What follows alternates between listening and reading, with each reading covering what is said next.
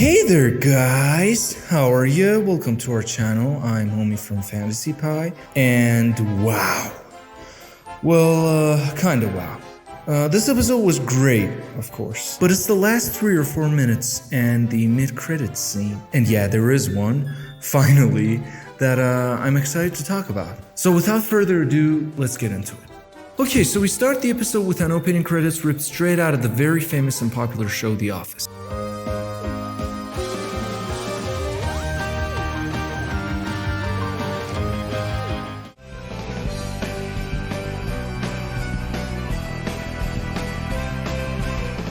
And this whole episode is totally bit by bit from The Office, and also Modern Family, where there's a guy behind the camera listening to characters babbling about something and never responding back to them. We see references to those shows in this episode, and it's weird, but awesome all at the same time.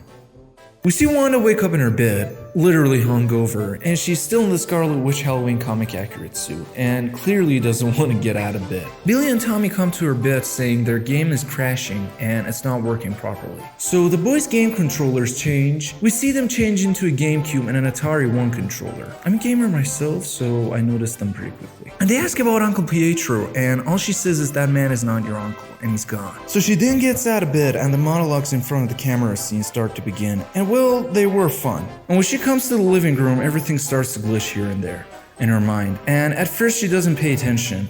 But as the episode moves on, we see the furniture change and everything being glitchy and having red flares around it. The cornflakes turn into something else, and the milk bottle changes into something else, and so on. But wait, actually when the milk changes, we see a missing sign and a photo of a small boy on it. We see Agnes coming to their house trying to take the kids home so that mommy could get some alone time.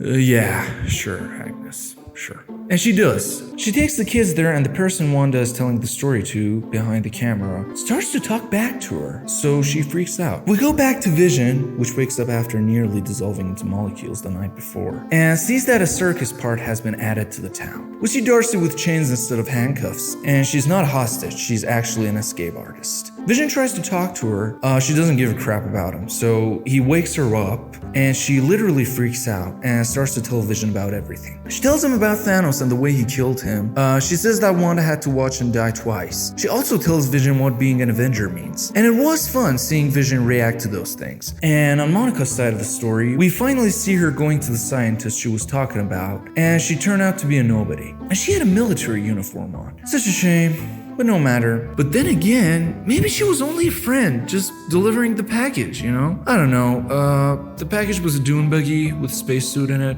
She puts it on, which was cool because the suit underneath the space one was reminiscent of her Photon costume from the comics. She tries to get through the hex wall, but can't, because it doesn't accept her in the machine. So she gets out and tries to get through it herself, while Jimmy and other agents try to tell her that she might not survive, and she might die, but she doesn't care and goes through the wall with so much pain. And we see a very cool scene where she is hearing Captain Marvel, Nick Fury, her mom's voice, and you could clearly feel that her body was changing and she was turning into a superhero. And she does. She gets out from the other side of the wall, and she has blue eyes and a daredevil vision, which I think is the start of her powers. She goes after Wanda. Wanda freaks out and argues with her and tells her to go, and of course she tries to convince her, but she can't.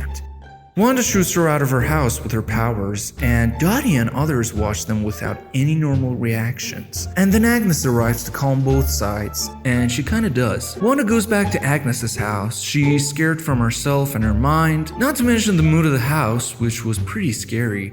She asks about the kids, and Agnes says that maybe they're in the basement. So she goes there, and we see literally one of the most scary and superbly evil basements ever. And it's a very fucked up basement altogether. A couple of interesting objects, including a book, which I'm gonna talk about in a minute. Agnes comes down and dun dun dun! She is Agatha Harkness. She literally says it. The name's Agatha Harkness. And her costume is really close to the comics as well. So we see some flashbacks to the things she did all the way from the beginning of the show. Her killing Sparky the dog, controlling Pietro, and pretty much every weird thing up until now. And the episode ends. Now let's get to the book. People have speculated that it's Darkhold from the comics, which is literally the magic book in the Marvel universe, but I'm not sure. This book has been in the Runaways show and Agents of S.H.I.E.L.D, and it looked nothing like the one in those shows. It's not a legit thing to reference because MCU seems to not give a shit about those shows anyways, but who knows, maybe it's Darkhold after all. Anyways, the Agnes reveal was cool, but it won't be called back way before the show even started, so yeah, but it was cool. I'm 99.9% sure that we absolutely are getting Mephisto, and I'm pretty sure he is the Ralph she always talks about. And yeah, that's about it. No, there is a mid-credit scene. We have to talk about that.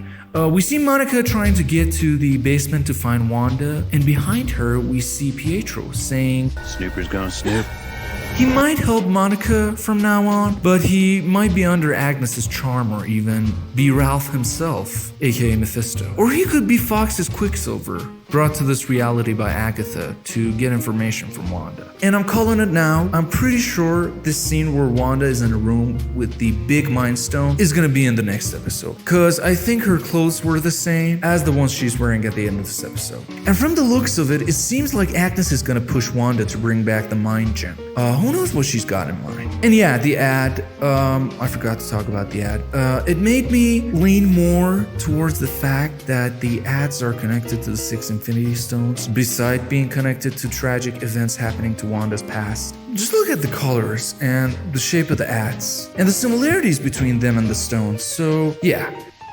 Anyways guys, I really hope Tyler is the human form of Ultron, as many people are guessing, and if he is, we fans will surely be satisfied to see the android villain again. Now that Monica has superpowers, the realities are exchanging characters, and magical beings are stepping in for the finale, I really feel like Mephisto is closer to us than ever. And Doctor Strange is making magic shields coming to keep our reality safe. I just know it.